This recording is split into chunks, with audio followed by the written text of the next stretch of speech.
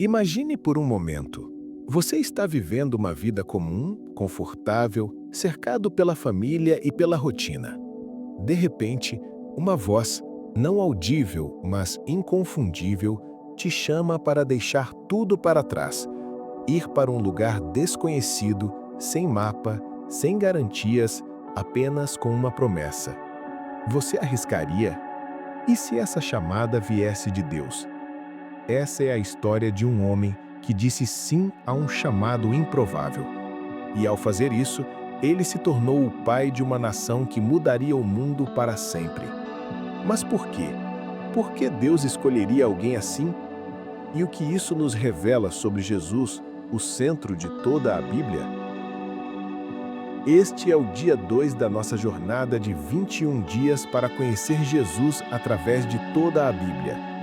Ontem, no dia 1, mergulhamos em Gênesis 3 e descobrimos a primeira promessa da salvação, o proto-evangelho, onde Deus anuncia que um descendente da mulher esmagaria a cabeça da serpente. Hoje, avançamos na história para ver como Deus começa a tornar essa promessa concreta. Escolhendo um homem chamado Abraão para iniciar uma linhagem que culminaria no Salvador.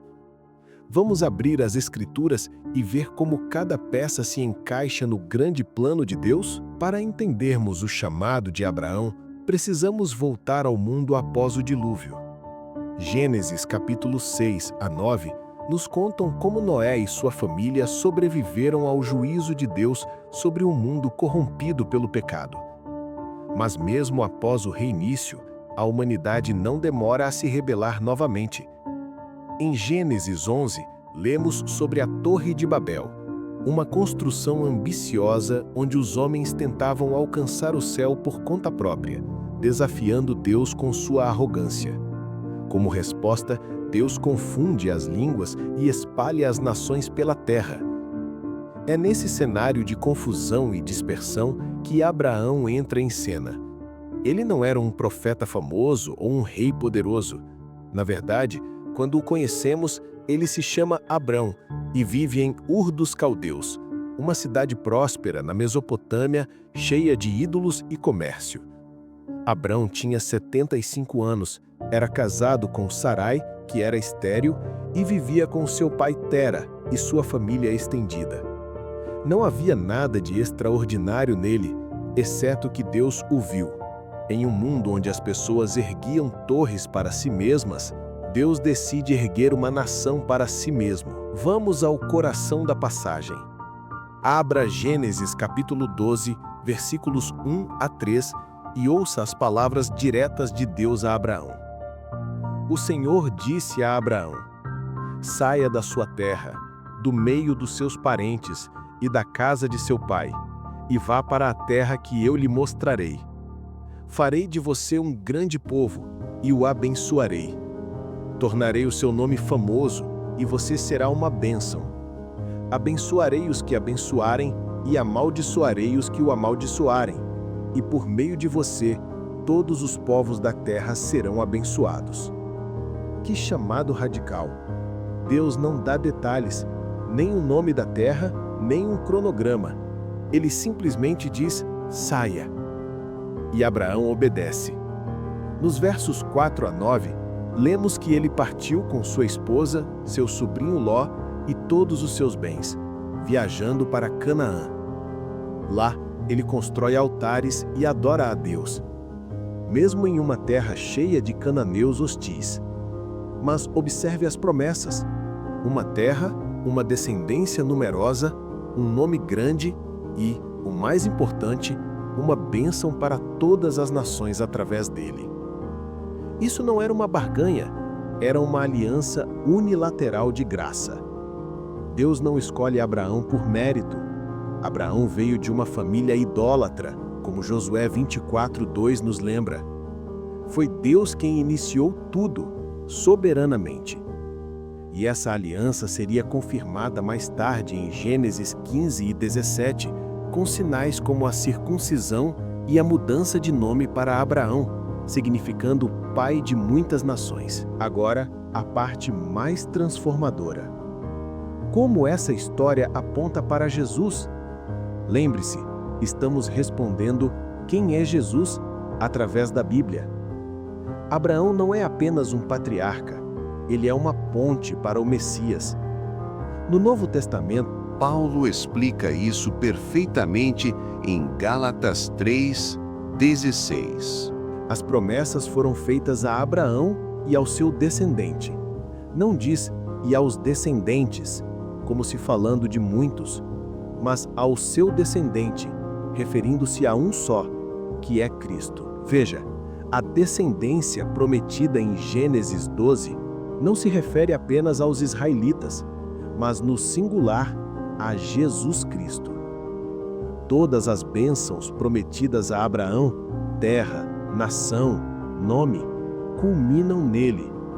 Jesus é o cumprimento da promessa de que, por meio de você, todos os povos da terra serão abençoados. Como?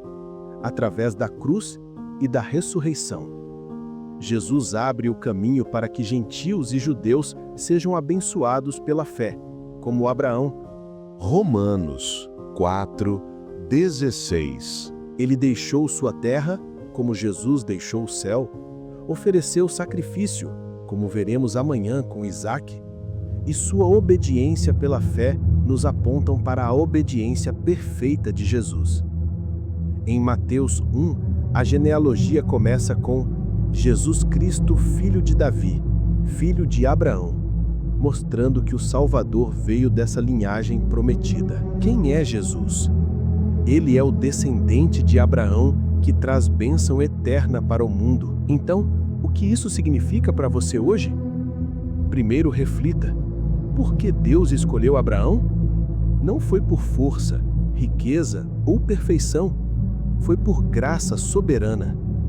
Da mesma forma, Deus te escolhe não pelo que você é, mas pelo que Ele planeja fazer através de você. Talvez você se sinta como Abraão, velho demais, estéril em sonhos, preso em uma de rotinas vazias. Mas ouça o chamado: saia. Saia do medo, do pecado, da autossuficiência e entre na terra da promessa, que é Cristo. Praticamente, cultive a fé de Abraão. Romanos 4:20-21 diz que ele não duvidou da promessa de Deus por incredulidade, mas foi fortificado na fé. Quando Deus te chama para algo novo, um ministério, um perdão, uma mudança, responda com obediência. E lembre-se, como Abraão, você é chamado para ser bênção. Como sua vida pode abençoar todas as nações ao seu redor? Compartilhe o Evangelho, viva com generosidade. Jesus, o descendente prometido, já cumpriu o resto. Vamos orar?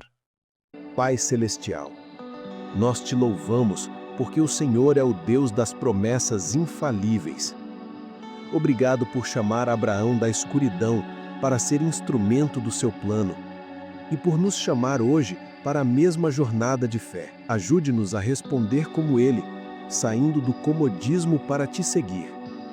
Revela mais de Jesus em nós, o descendente que abençoa todas as nações. Fortaleça a nossa fé nas tuas promessas e use-nos para levar tua bênção ao mundo.